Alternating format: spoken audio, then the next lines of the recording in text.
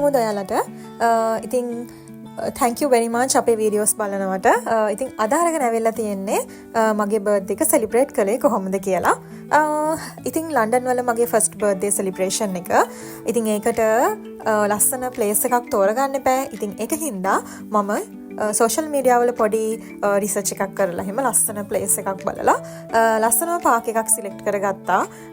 ඇත්තට මේ park එක මාර ලස්සනයි. ඒකට කියන්නේ Holland Park කියලා. ලන්ඩන් වල තියෙන hidden gem එකක් කිව්වොත් හරි. ඇත්තටම මාරම ලස්සනයි. ඉතින් ලන්ඩන් නවට ඉන්න ඔයගොල්ලන්ටත් පුළුවන් visit කරන්න. අතරම අපි ආවේ පොඩ්ඩක් හවස් වෙන්න වගේ. ඒ කියන්නේ උදේවරු එන්න බැරි වුණා.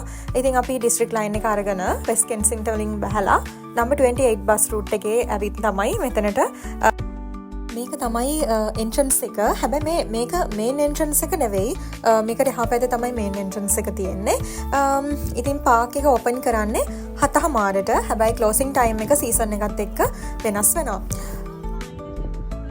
ඇත්තටම ලන්ඩන් කියලා කියන්නේ මාර බිසි සිටි එකක්. ඉතින් ඒ වගේ බිසි සිටි එකක මේ වගේ ලස්සන nature friendly park එකක් තියෙනවා කියලා කියන එක ඇත්තටම මට හිතා ගන්න බෑ. ඉතින් මේක ඇත්තටම ඒ තරම්ම ලස්සන හින්දා තමයි අපි ආවේ. ඇත්තටම ඇතුල් වෙනකොටම තේරුණා ඇත්තටම මේ ගත decision එක හරි කියලා. ඒ කියන්නේ පාක් එක අර අපි දැකපු වීඩියෝස් වල වගේම තියෙනවා. ඉතින් ඇත්තටම හරිම ලස්සනයි. මල් පිපිලා එතකොට හැමතැනම කොළ පාටයි. ටෙනිස් කෝට් එකක් තියෙනවා. ඒ වගේම woodland trails තියෙනවා.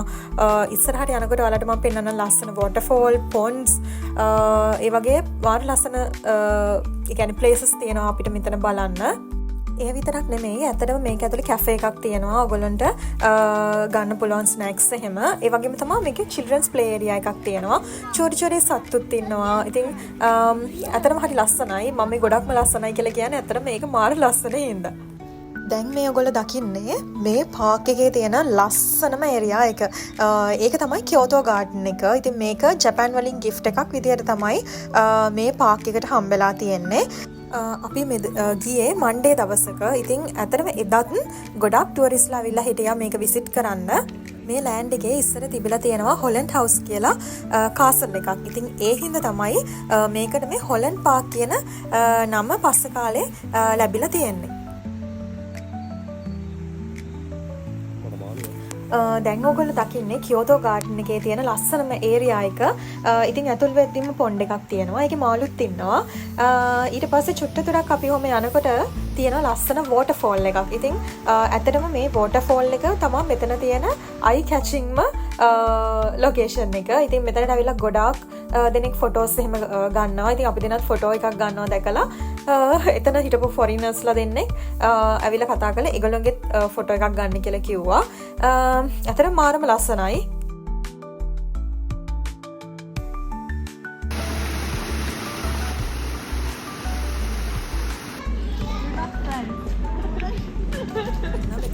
ටික වෙලාවක් නිදහසේ කතා කර කර ඉඳලා ඊට පස්සේ ගෙදර යන්න පිටත් වුණා. මොකද අපිට පැය එකමාරක වගේ ජර්නි එකක් තියෙනවා යන්න. ඊට පස්සේ අපි මෙහෙම චුට්ට දුරක් ඉස්සරහට ගිහිල්ලා මොකද පොඩි බඩගින්නක් ආවා ඒ වෙලාවෙත්. ඉතින් ඒ හින්දා එතන තියෙන රෙස්ටුරන්ට් එකකින් පොඩි ස්නැක් එකක් ගත්තා. ස්නැක් එකක් අරගෙන අපි එහෙමම ආවා කොස්ටා කොෆි එකට.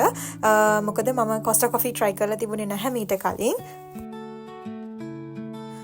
කොස්ටා කොෆි එකෙන් ඔයගොල්ලන්ට බර්ත්ඩේ එකට හම්බෙන පොඩි ට්‍රීට් එකක්. ඉතින් ඒකට කොස්ටා කොෆි ඇප් එක ඩවුන්ලෝඩ් කරලා බර්ත්ඩේ එකේ ඉඳලා දවස් 7ක් ඇතුළත ගිහිල්ලා ඒක රිඩීම් කරගන්න ඔයාලට පුළුවන්. හැබැයි ඉතින් ප්‍රූෆ් පෙන්නන්න ඕන. ඉතින් අපි දෙන්න මෙතනින් කොෆි එකකුත් අරගෙන ඊට පස්සේ ගෙදර එන්න පිටත් වුණා. ඊට පස්සේ එන මගදී ටෙස්කෝ එකට ගියා. මොකද හවසට ගන්න පොඩි බඩු වගේක් තිබුණා. ඉතින් ඒ ටිකත් අරගෙන අපි දෙන්න හොමම ගෙදර ගියා. ඉතින් thank you very much අපේ වීඩියෝ එක බලුවට. ඉතින් අපේ වීඩියෝ එකට කැමති නම් like කරන්න, comment කරන්න, share කරන්න, subscribe කරලා නැත්නම් subscribe කරන්න. ගිහින් එන්නම්. bye.